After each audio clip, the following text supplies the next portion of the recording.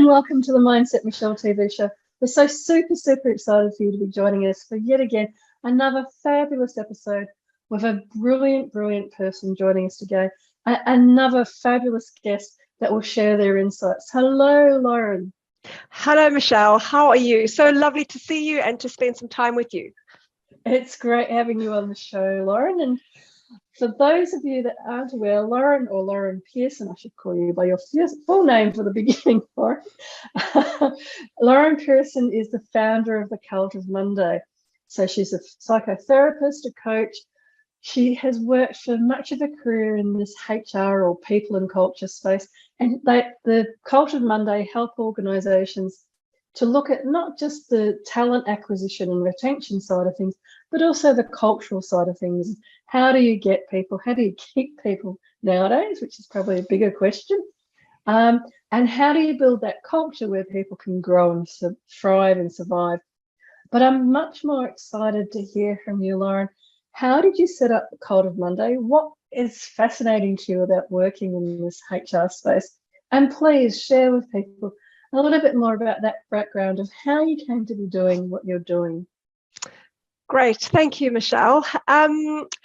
So I've always wanted to work for myself and to build something. I've come from a family who've done that, and we would talk around the table about businesses, and I grew up hearing about what people were doing and how they were directing their careers and their businesses. So for me, it's always been this burning desire that I've wanted to do something for myself. And I've just followed my interest, and my path has led me to a real focus on people at work, and people being well at work in whatever environment they find themselves. So Cult of Monday is more of a movement. It's an organization that works with leaders, with people in businesses, to get to a place where they want to jump out of bed on a Monday morning because they cannot wait to get to work. It's not the TGIF, it's the TGIM crew that we want to work with or get people to become part of.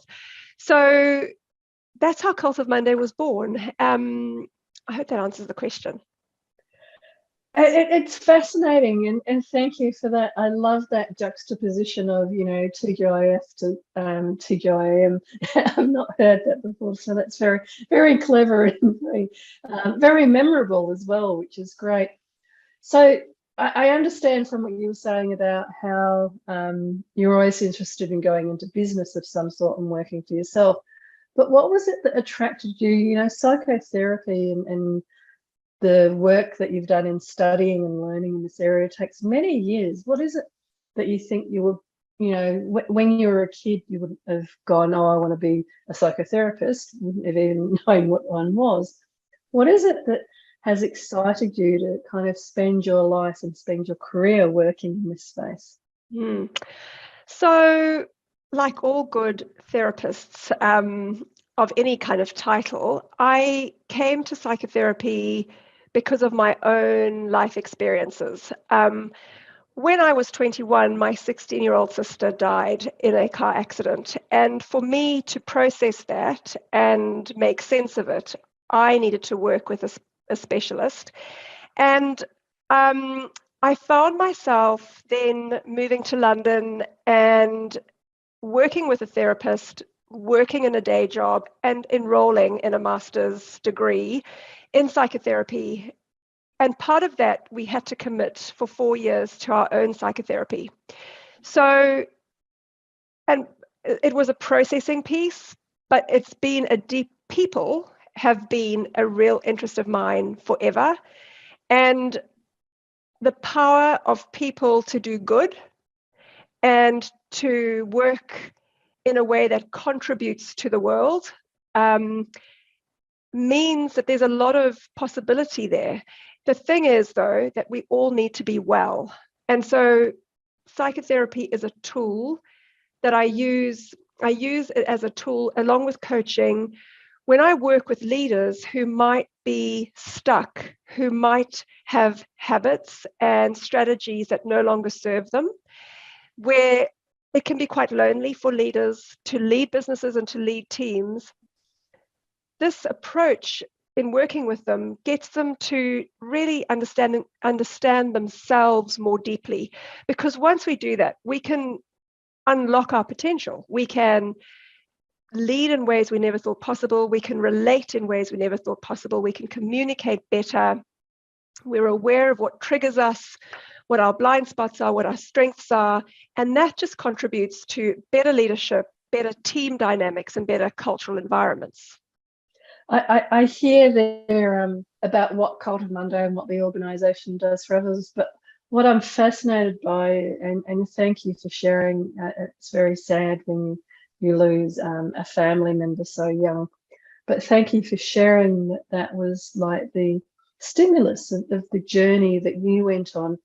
And I really hear that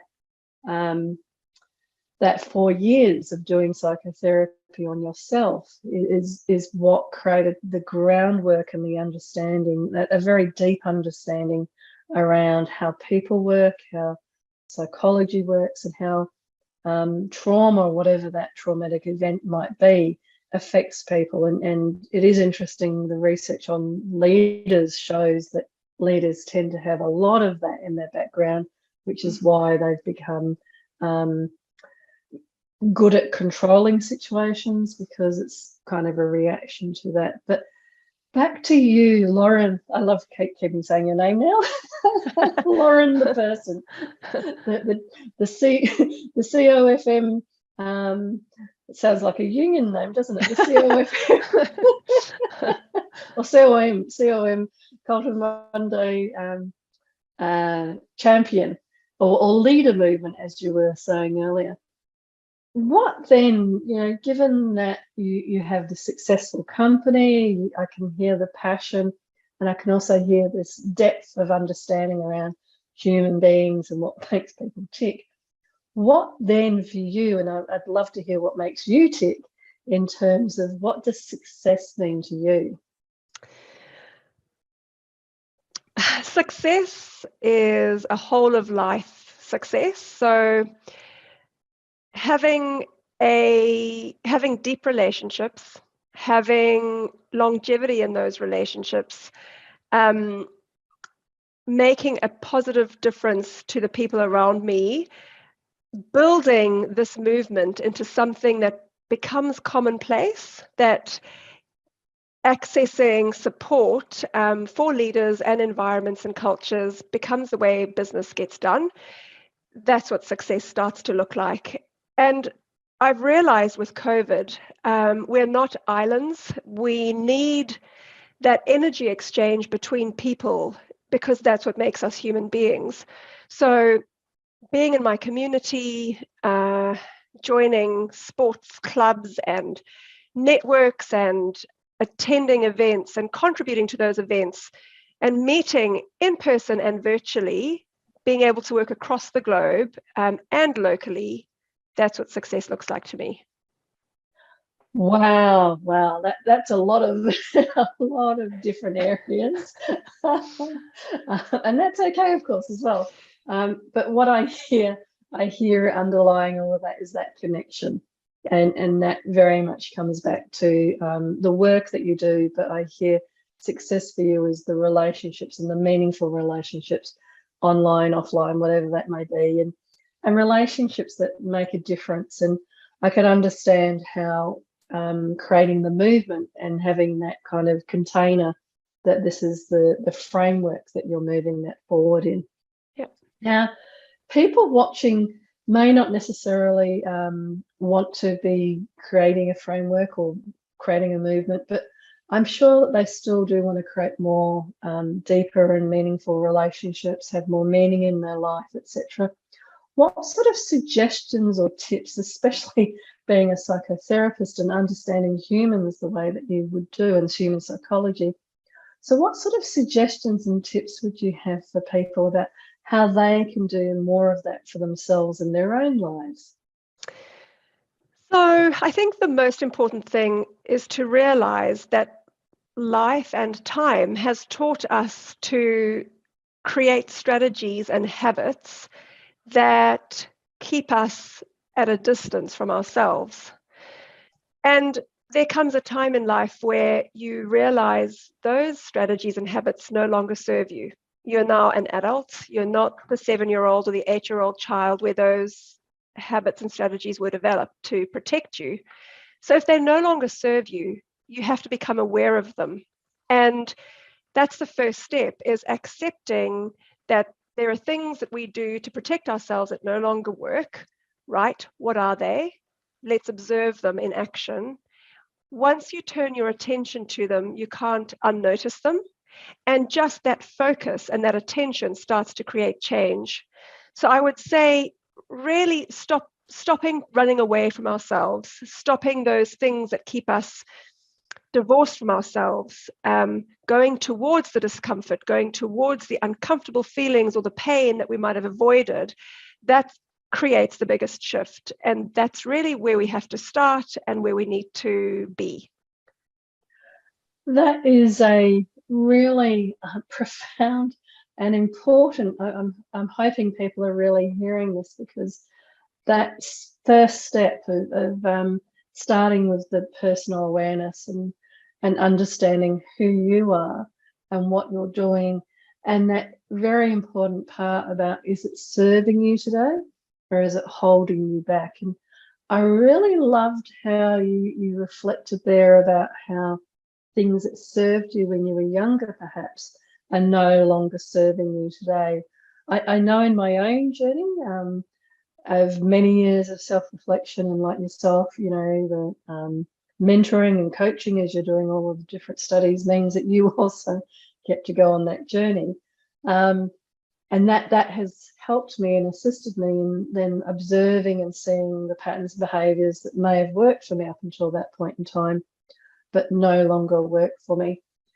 Given that this is, you know, for mostly the audience here watching are professional people, if I was to ask you for an example then, because this is a great, you know, starting place, and especially as you work in HR and that field, how can people then say, perhaps look at their behaviours or their patterns, say in their work environment, whether they work for themselves or for others, where they can say, oh, okay, that pattern or behavior, you know, it kept me safe and it kept me feeling okay until now, but it's stopping me from growing. So how could somebody identify maybe one, let's just say one small thing about themselves in that area to start with? Yeah, great question. So there is a way that you yourself can think about the patterns that are not helping you achieve what you want to achieve or go in the direction that you want to go in. Things that you keep repeating that don't give you the momentum that you really want in your life. Noticing those patterns and then starting to dig into, why do I do that? What have I got to lose if I stop doing that? And what do I have to gain if I start doing something different? There are many psychometric tools out there, and in HR you use them for many different reasons, leadership development, team development, etc. There is one particular tool that I use with all my coaching clients, and it has the deepest level of change that I've experienced, in that it fast tracks an ability to identify patterns, and that is the Enneagram.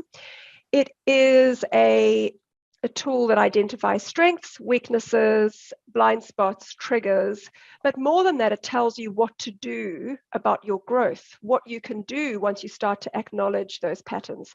So you can do it on your own. You could do it with the help of a psychometric tool to just give you that little push, and work with a coach perhaps. But that's really what needs to happen, is to look at that little piece that only you know that you have on repeat, and how is that having that on repeat helping you or not? Oh, so looking at patterns that we're doing where we're repeating things over and over. And I love how you were sharing there about being aware of the pattern, noticing what you're doing, And also then using different tools or techniques. So like the Enneagram that you mentioned is a great tool, because yes, you don't want to just notice the pattern and be aware of it. You then want to have some sort of strategies around, well, what can you do to build from there? Yeah. And another simple example, if people don't have necessarily access to HR and those sorts of tools, somebody was sharing with me the other day about they were just writing down in a notebook when they were triggered by things.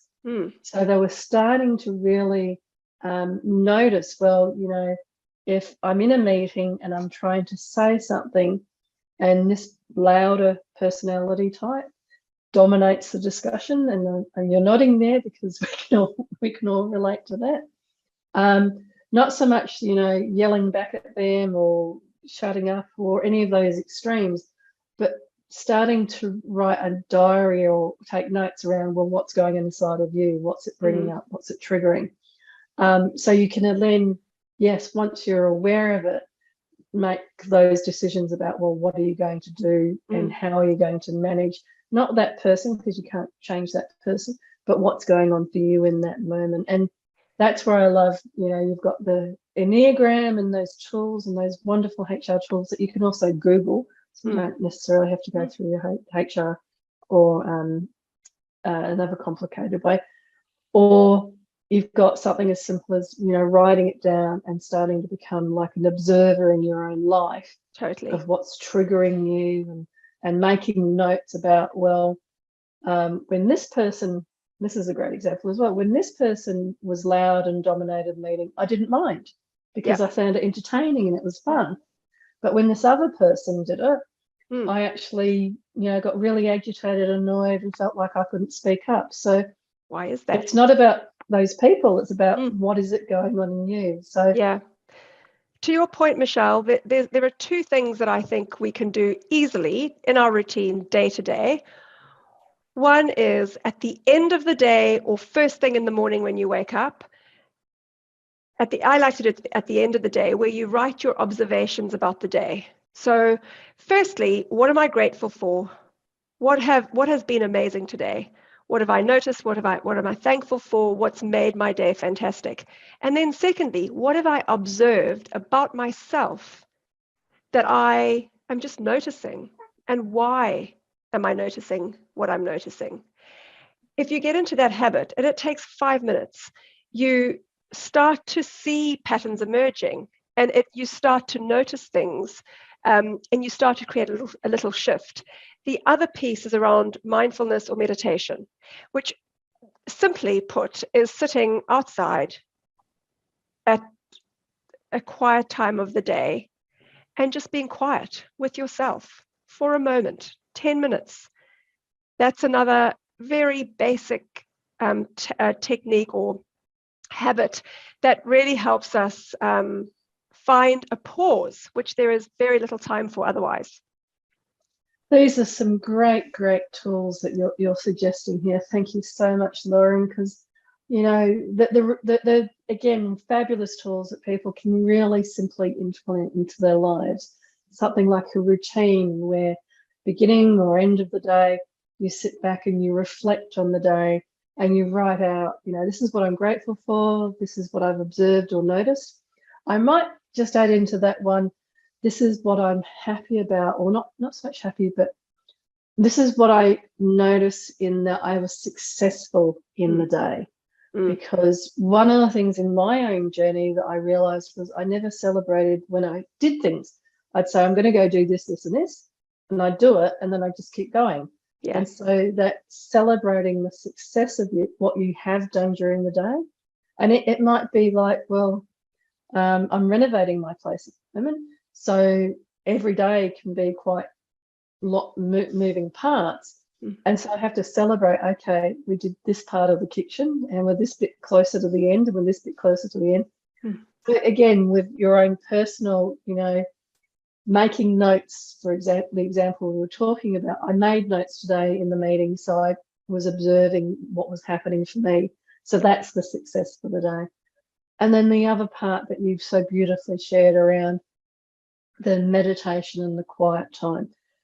You in that journey of understanding yourself and understanding what's going on for you, you need that quiet time to not be stimulated. And you again would know a lot more about this, but stimulated so much that you don't actually, your body and your brain don't have time to kind of settle down and be quiet.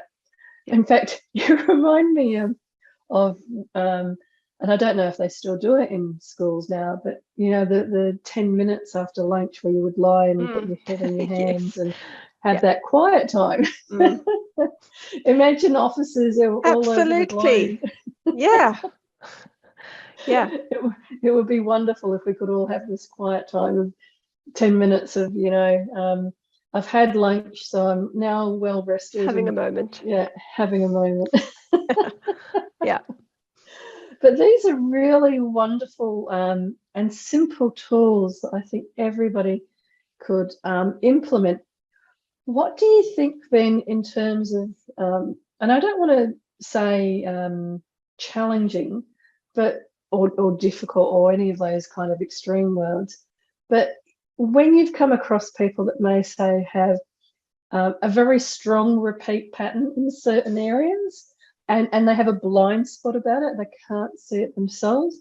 Yeah. What sort of suggestions do you have for people like that where they might really want to change? And most officers, we have personality types like this, that you can see that they're nice people and they want to change, but they have some ongoing behaviours that no matter how much it's reflected to them, it just isn't getting through. But through some of these techniques that we're suggesting, they might start to think, oh, there may be a way of shifting this. What would you suggest to them?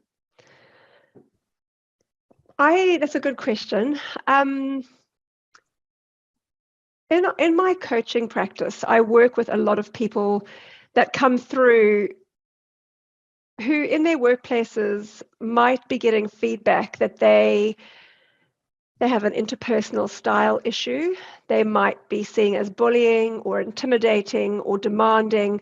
They've got all the talent and potential, but they're limiting their career trajectory because of their interpersonal style. And this can happen when people are very technically good at their job because they haven't developed the muscle that is the interpersonal communication piece. So for them, I always start with the self-awareness psychometric tool, the Enneagram that I've mentioned. And in our coaching, we work with what is the impact of that pattern on people, whether it's personal or whether it's professional.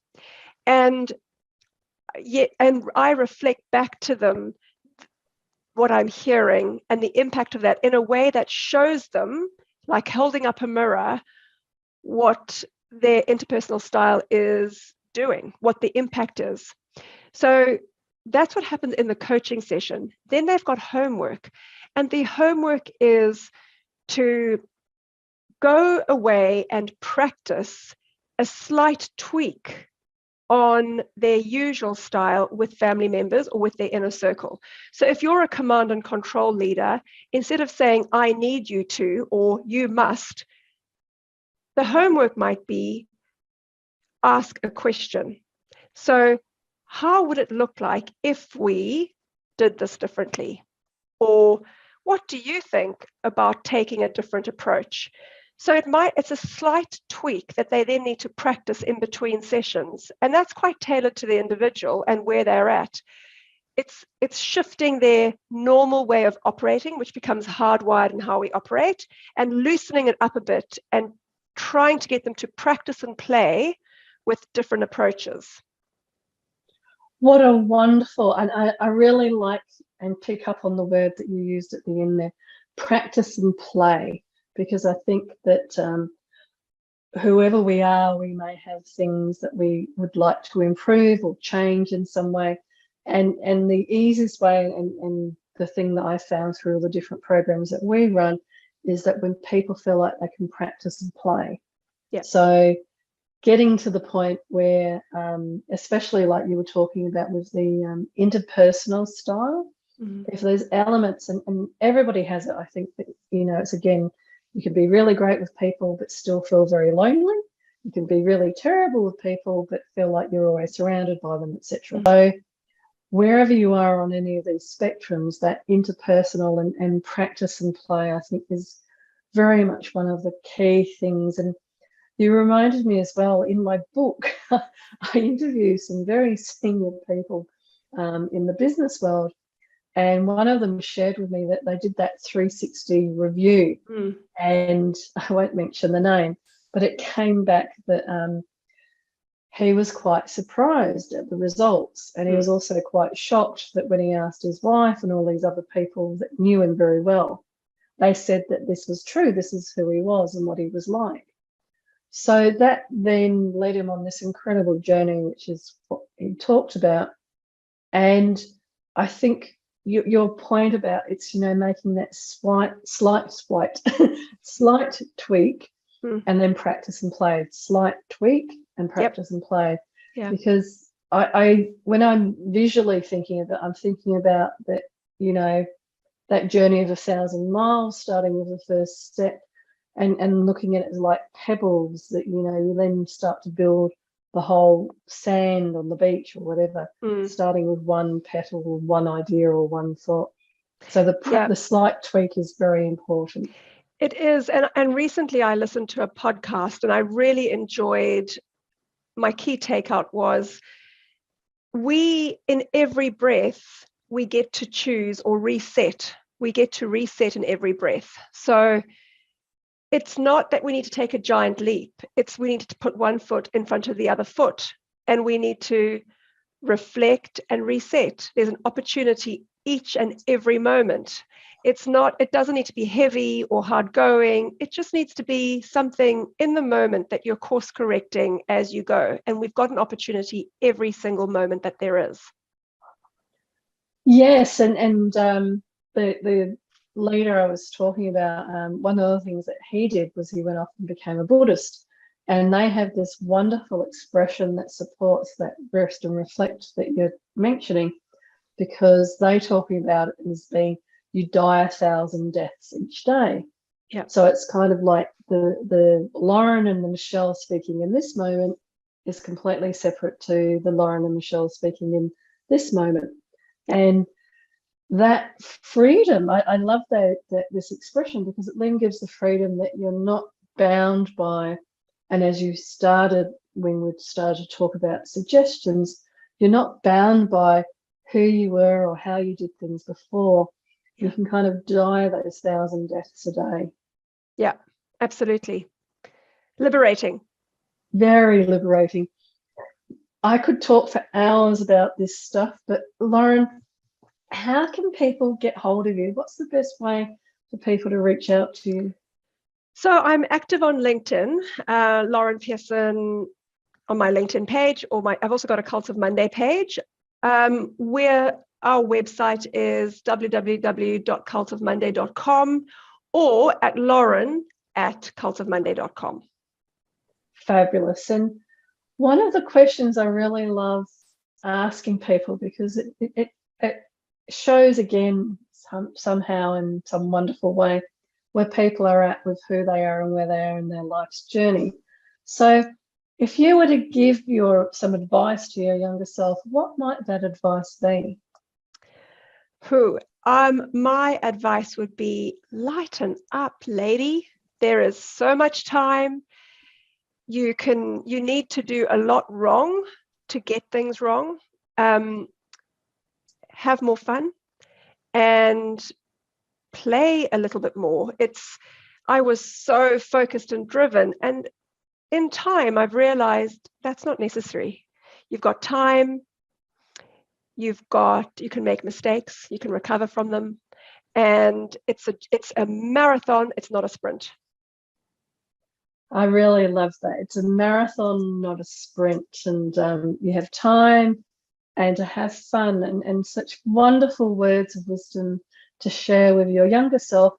And every now and then I'm reminded about the fact that as soon as we even finished having this great conversation today, at this point in time and this moment in time, when we finish, you will then be talking to your younger self. So it's a continuous, just like the Absolutely. Buddhists. Yeah. Yeah. This is continuous, you're always getting to talk to your younger self. So thank you so much. I'm so grateful to have you come on the show today, Lauren. Thank you, Michelle. I've really, really enjoyed it. And thanks for the opportunity. It's been fabulous. And to all of the amazing viewers, thank you so much again for the emails and the notes. We really appreciate the fabulous feedback you keep giving us about how much you're enjoying all of these different suggestions and insights from amazing experts like the lovely Lauren on the show today. But for now, from my heart to your heart, be great, be fabulous, and be you.